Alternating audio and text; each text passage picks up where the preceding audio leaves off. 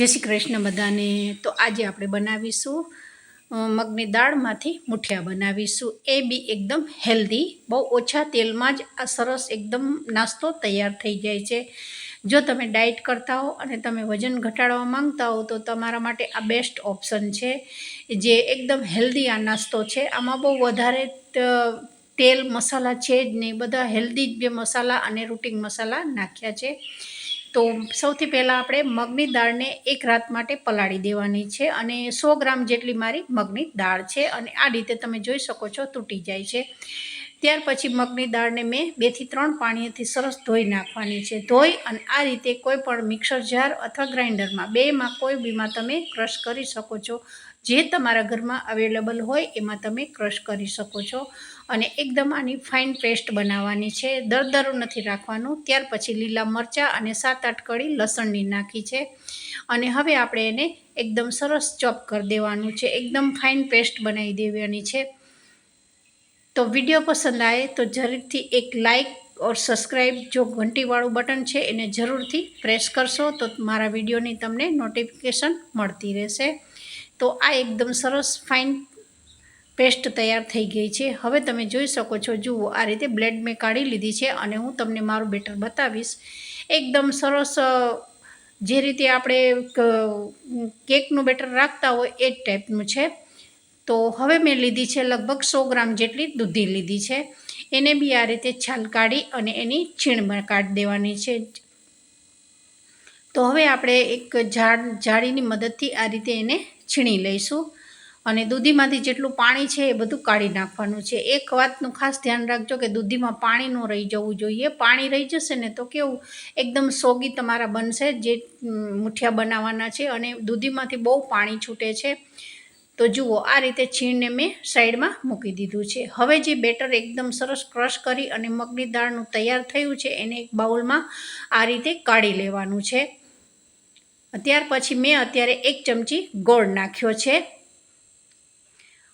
અને ત્યાર પછી જે દૂધીનું છીણ છે એ નાખી દીધું છે। તમે કોઈ પણ મસાલા જે તમને ભાવતા હોય એ તમે કરી શકો છો।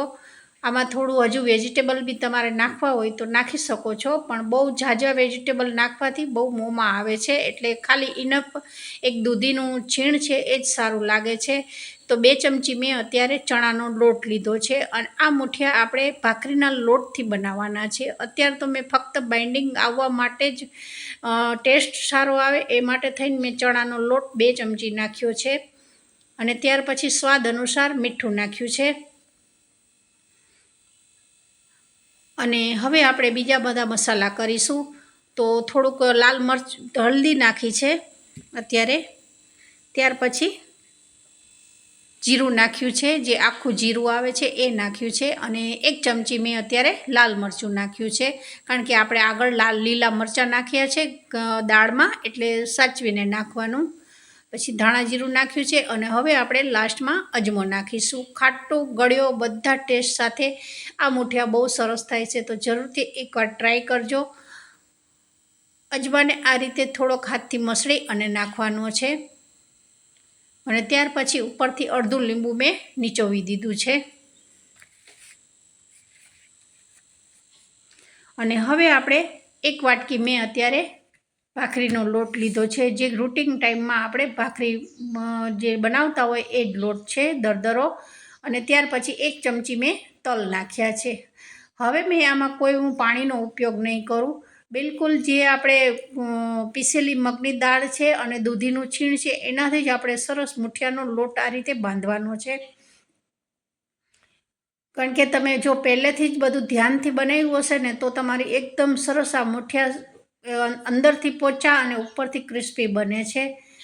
અને જુઓ મારે બિલકુલ પાણીનો ઉપયોગ કર્યા વગર બી તમે જોઈ શકો છો એકદમ સરસ લોટ આસાનીથી સરસ બંધાઈ જાય છે। આપણે મગની દાળમાં બી જ્યારે પીસી હતી ત્યારે બી મેં લગભગ 1 ચમચી જેટલું જ પાણી નાખ્યું હતું, કારણ કે એ પાણી નાખવું બહુ જરૂરી છે, નહીંતર આપણી મગની દાળ જોઈએ એવી પીસાતી નથી, થોડી આ મોટી મોટી રહી છે, એટલે મેં 1 ચમચી જેટલું જ ત્યારે પાણી નાખ્યું હતું। અને દૂધીનું છીણે ગમે એટલું આપણે પાણી કાઢ્યું છે તો બી પણ એમાંથી પાણી થોડું થોડું તો છૂટે જ છે, એટલે ઉપરથી પાણી નાખવાની જરૂર જ નહીં પડે. આ રીતે જ એ દૂધીના છીણ અને મગની દાળમાંથી જ સરસ લોટ તૈયાર થઈ જાય છે. અને ઉપરથી મેં 1 ચમચી જેટલું તેલ નાખ્યું છે. તો આ રીતે તેલ નાખી અને સરસ એકદમ બાઇન્ડિંગ બી આવી ગયું છે અને આપણો લોટ એકદમ સરસ તૈયાર થઈ ગયો છે. આસાનીથી આ વસ્તુ પણ તમારે પ્રોસેસ જે પહેલી કરો ત્યારે તમે થોડું ધ્યાન રાખીને બનાવશો ને તો તમારા દૂધીના મુઠિયા બહુ સરસ તૈયાર થઈ જશે. ત્યાર પછી મેં આ રીતે જે ઢોકળિયામાં પ્લેટ મૂકવાની છે એને થોડી તેલથી ગ્રીસ કરી દેવાની છે. તો જો આપણે મુઠિયા મૂકીશું તો એ ચોટી ન જાય એ માટે થઈ અને થોડુંક જ હાથમાં આપણે તેલ લગાવી અને આ રીતે ગ્રીસ કરી અને એને સાઈડમાં મૂકી દેવાનું છે. ત્યાર પછી હવે જે આપણે લોટ તૈયાર થઈ ગયો છે એમાંથી આપણે મુઠિયા વાળી લઈશું. અને જુઓ એકદમ સોફ્ટ અને મુલાયમ લોટ આપણો સરસ તૈયાર થઈ ગયો છે. અને આમાં 2 ટેસ્ટ છે, ખાટો અને ગળ્યો, 2 ટેસ્ટ સાથે આ બનાવ્યું છે. અને લગભગ આ એક વઘારતી વખતે 1-1.5 ચમચી તેલથી જ આ આપણા મુઠિયા સરસ તૈયાર થઈ જાય છે. અને 10 મિનિટ માટે જ આપણે મૂકવાના છે. 10 મિનિટ તમે વરાળથી બાફશો તો આ મુઠિયા એકદમ સરસ ટેસ્ટી બની જાય છે. તો આ રીતે આપણે થોડા પતલા રાખીશું જેથી કરી અને અંદર કાચા ના રહે. જેવી રીતે આપણે ચૂરમાના લાડુ બનાવતા હોય બસ એ જ ટાઈપના આપણે મુઠિયાને પ્લેટમાં મૂકી દેવાના છે. જુઓ આ રીતે આપણે હજુ બી તમારે થોડા પતલા કરવા હોય તો તમે કરી શકો છો, પણ આનેથી એકદમ સરસ અંદર બફાઈ જશે. તો આ છે આપણા અત્યારે દૂધીના મુઠિયા આપણા તૈયાર થઈ ગયા છે, પણ હજુ આપણે આને બાફવા મૂકવાના છે. અત્યારે તો આપણે આ રીતે મુઠિયાને આ રીતે આકાર આપ્યો નથી, પણ ખાલી આ રીતે બાફવા માટે થોડા જ લાંબા અને માપસર આટલા પતલા રાખી અને આપણે કમસે કમ 10 મિનિટ માટે અને થવા દઈશું. અને ગેસની ફ્લેમ એકદમ ફાસ્ટ રાખવાની છે. એકદમ ફાસ્ટ ગેસે જ આ 10 મિનિટ થવા દેવાનું છે. તો જરા બી કાચા નહીં રહે, એકદમ સરસ તૈયાર થઈ જશે 10 મિનિટની અંદર જ.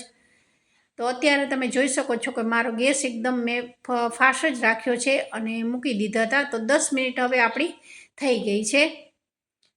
તો એકદમ સરસ ફૂલી ગયા છે.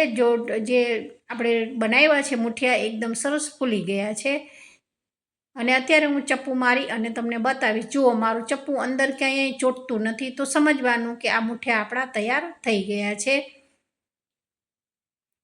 ક્યાંય લોટ એકદમ ક્યાંય મારા ચપ્પુમાં અત્યારે ચોંટતો નથી. તો થોડા ઠંડા થયા પછી આ રીતે પીસ પાડી દેવાના છે. તમને જેવા ગમતા હોય એ ટાઈપના પતલા સેજ મોટા બી રાખી શકો છો. તો મેં થોડા પાતળા એકદમ સરસ મુઠિયાનો આ રીતે શેપ આપી દીધો છે. અને આ એકદમ હેલ્ધી છે, બહુ મસાલા ઝાઝા નથી.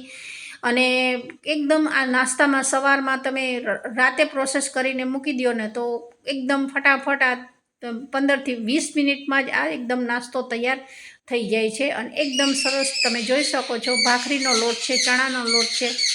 ચણાનો લોટ ઓપ્શન છે, તમે ન નાખો અને ખાલી ભાખરીના લોટથી બનાવો ને તોય આ મુઠિયા બહુ સરસ થાય છે.